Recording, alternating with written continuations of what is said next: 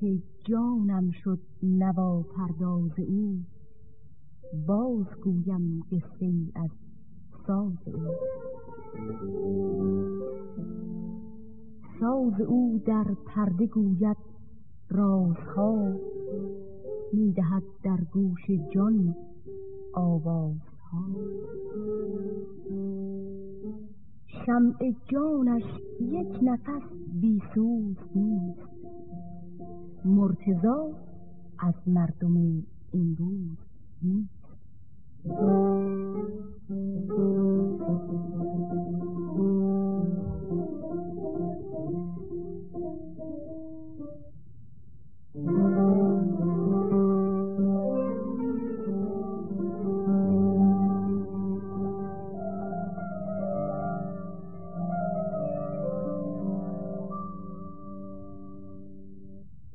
ساز استادان فن جان پرور است، لیک در این ساز سوز دیگر است. نغمه‌اش را با دل زار است کار، با دل و جان گرفتار است کار.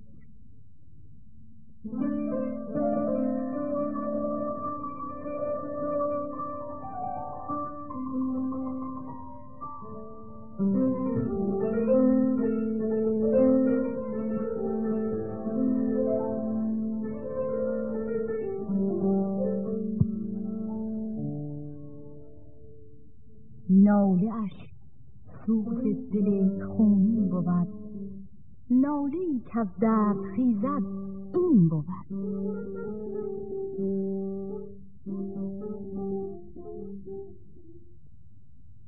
آنکه آتش با نیستان می کند، ناله او با دلم آن می کند.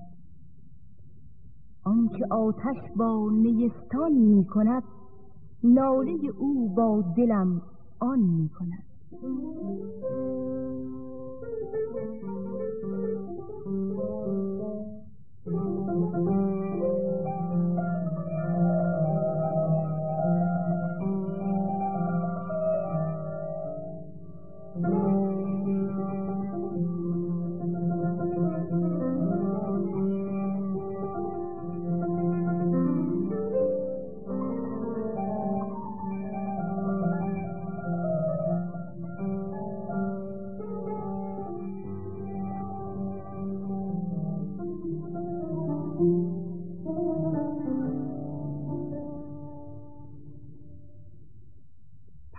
سه سال پیش در یک بعد از ظهر تابستان که همه مردم به زیرزمین‌های خنک و آرام خود پناه برده بودند، مرتضی کودک 8 ساله عباس علی خان ناظر برای هوا کردن بادبادکش راه پشت بام را در پیش گرفته بود.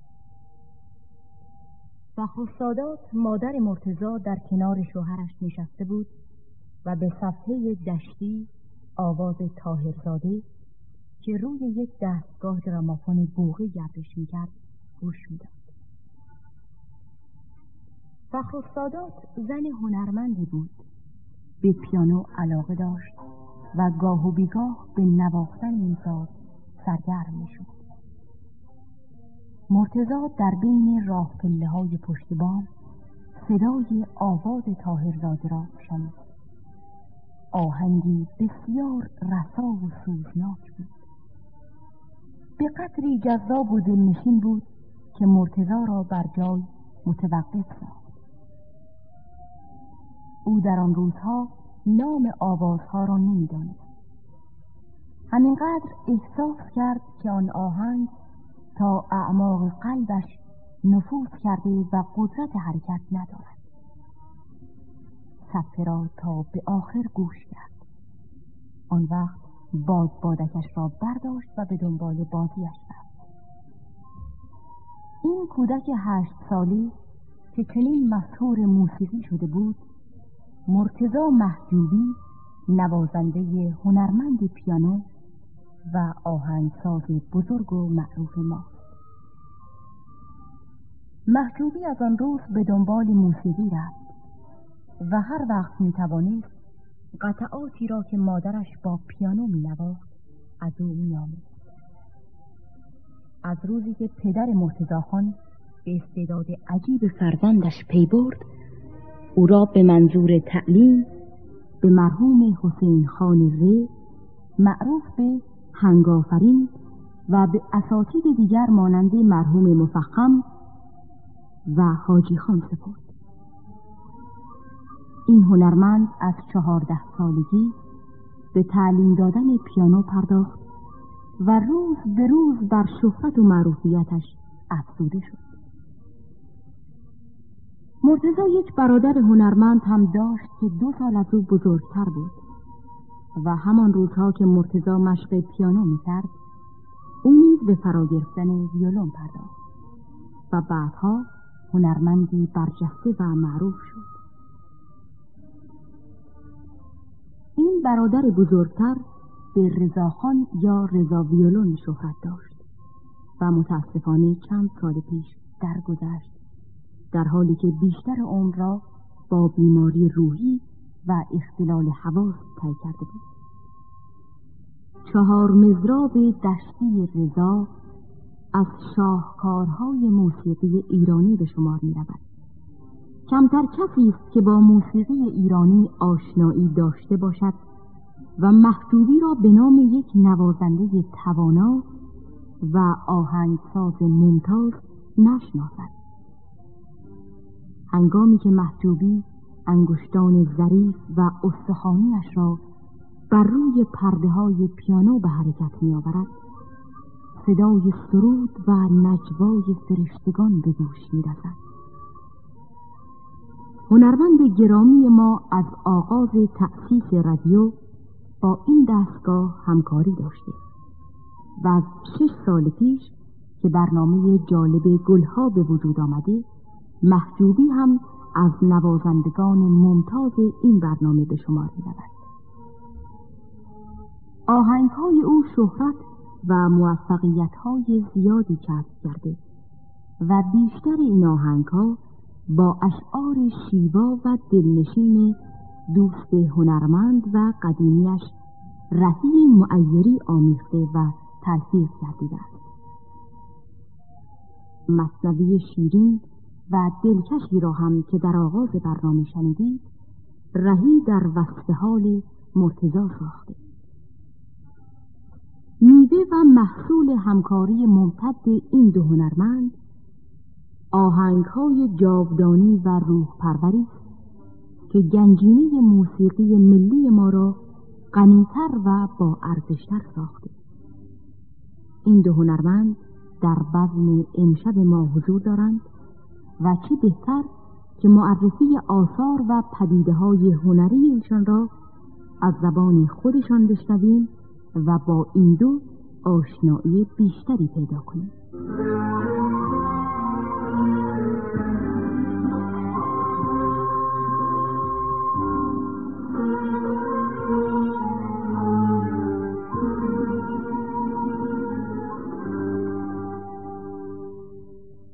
خب آقای محجوبی و آقای رهی خیلی خوش آمدید، صفا بردید، خیلی متشکریم. خیلی ممنونیم. تشکر میکنم. آقای محجوبی ممکنه لطفاً بفرمایید اولین آهنگ رو در چه سالی ساختید و اشعارش رو چه کسی ساخته و اسم اون آهنگ چیه؟ بله عزیزم، عرض کنم اولین آهنگ رو در 1318 ساختم. بله. اشعار اون را هم دوست هنرمند عزیزم آقای رهی معیری که در خدمتشون هستم ساختن و اسمش هم دیدم مافی. خب اسم این آهنگ رو خود جناب عالی انتخاب کردید یا آقای معیری؟ اسم آهنگ رو به سلیقه هم و به مناسبت موضوع اشعار تصنیف انتخاب کردم. خیلی. آقای رهی دوست جناب عالی آقای محجوبی رو قبلا معرفی کردیم، ولی شنوندگان ما علاقه دارند که با شما شاعر ارجمند هم بیشتر آشنا بشن. میخوام قبل از هر چیز یک سوال ازتون بکنم، نمیدونم اجازه میدید؟ ناراحت نمیشی؟ خواهش میکنم. هر سوالی که بتونم جواب بدم با کمال میل عرض کنم. میخواستم ازتون بپرسم که چند سالتونه؟ والا من الان درست 51 سالم. ولی آقای رهی ماشاءالله هزار ماشاءالله، به قول معروف بزنم به تخته، خیلی خوب موندین شما و 51 ساله نشون نمیدین. لابد یک دلیلی دارین.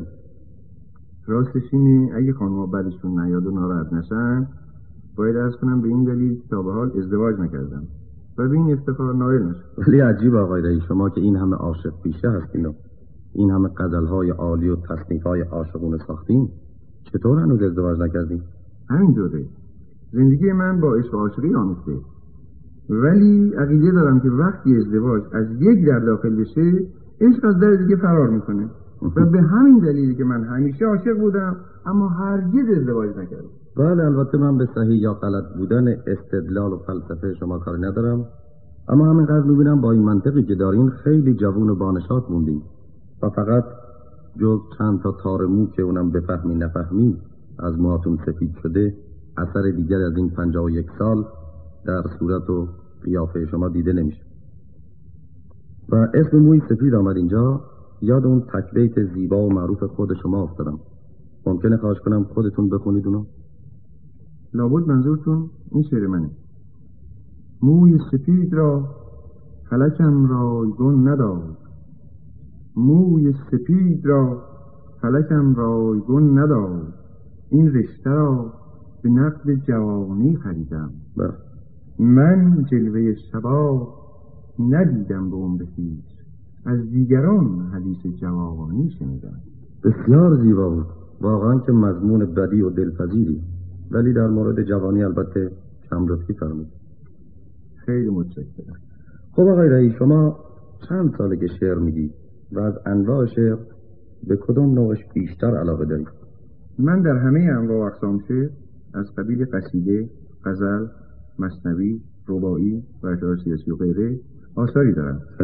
ولی در بین انواع شعر به غزل علاقه بیشتری دارم، چون در این لباس آدم بهتر میتونه احساسات و عواطف لطیف عاشقانه‌اش رو بیان بکنه. و من اولین شعر خودم رو در 13 سالگی، یعنی در 38 سال پیش ساختم. بله. ممکنه که از غزلاتون رو که خودتون خیلی دوست دارید بخونید؟ با کمال میل. این غزل رو که میخونم یکی از آثار ناچیز منه که شهرت فراوانی کسب کرده و اغلب هنر دوستان آن را به خاطر سپردن. نام این قطعه آتش خاموش. حالا گوش کن. نه دل مفتون دلبندی، نه جان مدهوش دلخواهی، نه دل مفتون دلبندی، نه جان مدهوش دلخواهی، نه بر مژگان من اشکی، نه بر لبهای من آهی، نه جان بی نصیبم را پیامی از دلارامی، نه شام بی فروغم را نشانی از سحرگاهی، نیابد محفلم گرمی، نه از شمعی نه از جمعی، ندارد خاطرم الفت، نه با مهری نه با ماهی. کیم من آرزو گم کرده‌ای تنها و سرگردان، کیم من آرزو گم کرده‌ای تنها و سرگردان، نه آرامی نه امیدی، نه همدردی نه همراهی، گهی افتان و خیزان چون غباری در بیابان، گهی خاموش و حیران چون نگاهی بر نظرگاهی، رهی تا چند سوزم در دل شبها چو کوکبها، رهی تا چند سوزم در دل شبها چو کوکبها، به اقبال شرر نازم که دارد عمر کوتاه. حقیقتا غزل عالی. ممکنه حالا خواهش کنم ازتون که بفرمایید اولین ترانتون رو در چه سالی ساختی؟ در 1311 آقای حسین یعقوبی نوازنده مشهور کنسرت می‌دادن که برای اون 2 آهنگ در نظر گرفته بودن. صحیح. و من اشعار هر 2 آهنگ رو ساختم. یکی از آهنگا در سگا ساخته شده و به نام برق غم معروفه. آهنگ دیگه در دشتی و به ترانه دیده مه شهرت یافت. و در 1313 ترانه شد خزان گلشن آشنایی رو در دستگاه همایون ساختم که آقای بدیزاده خوندن و چندین سال در سراسر کشور شهرت عجیبی داشت. حالا اجازه بدید من عقیده هر دو نفر آقایون رو درباره بهترین ترانه‌هایی که ساختید بپرسم. با کمال میل، بفرمایید. راستی آقای محجوبی یادم رفت از جناب عالی بپرسم که تا حالا روی هم رفته چند تا آهنگ ساختید؟ به طور کلی یعنی با تصانیف و 4 مضراب بیشتر آمد از 120 تا 150 آهنگ ساختم. صحیح. ممکنه چند تا از ترانه‌های معروفتون رو که بیشترش هم در برنامه گلها اجرا شده اسم ببرید؟ بله، نواینه، من و بیدل ساقی، من از روز ازل، دیشب که تو در خانه ما آمده بودی، چه شبها، کاروان، بله اون چه که یادم مونده این هاست. بسیار خوب. حالا بفرمایید به عقیده شما بهترین آهنگتون، یعنی آهنگی که در خودتون هم خیلی اثر گذاشته، کدوم؟ به عقیده من نواینه آهنگ جاویدانی است. آقای راهی عقیده جناب عالی در این مورد چیه؟ در بین ترانه‌هایی که بنده سرودم، نواینه، من از روز ازل دیوانه بودم، دیدی ای مه، شب جدایی، کاروان، به کنارم بنشین، آهنگ آذربایجان و خزان عشق شهرت بسیاری کسب کردند. ترانه کاروان رو 2 سال قبل بنده و آقای محجوبی به یاد هنرمند فقید مرحوم رضای محجوبی، برادر بزرگ آقای مرزاخان، ساختیم. و اون ترانه یکی از عالی‌ترین و با ارزش‌ترین آثاری است که تاکنون گفته شده. نواینه نیست یکی از بهترین آثار بنده و آقای محجوبی است. ممکنه خواهش کنم که تعریف کنید این ترانه رو چجوری ساختید؟ یعنی چطور الهام گرفتید برای ساختنش؟ والا حقیقت اینه که برای نشون دادن این حالت باید به سال 1321 یعنی به 19 سال پیش برگردیم. چه بهتر از این؟ طبعا شنوندگان ما هم علاقه دارن که به سالهای قبل برگردن و ببینن یک اثر هنری و یک ترانه خوب چه جور به وجود میاد.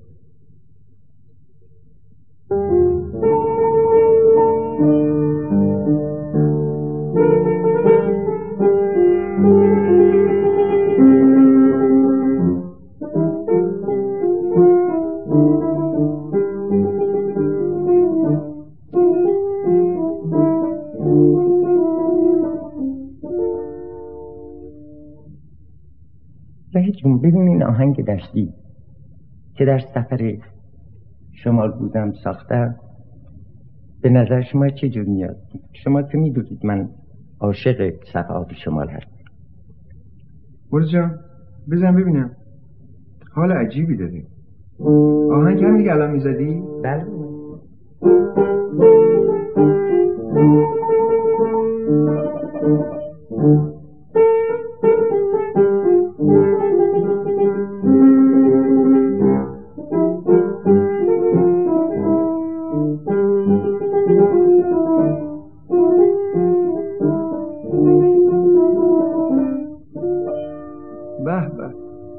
واقعا عالیه.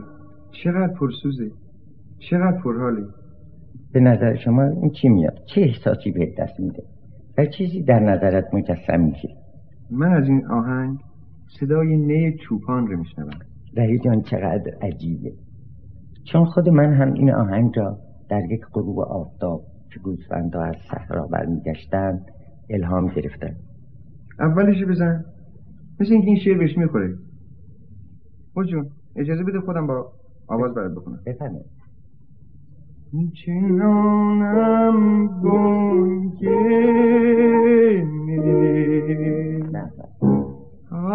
آتش بر جان که گویی کس آتش بر نیست واقعا که بهتر از این نمیشه. بیا ببوسم. قربان تو مرتضی جانه. تشکر. و با این ترتیب بود که ترانه نوای نی در آواز دشتی به وجود آمد. ترانه‌ای که جاودانی است و هرگز از خاطرها فراموش نمی‌شود.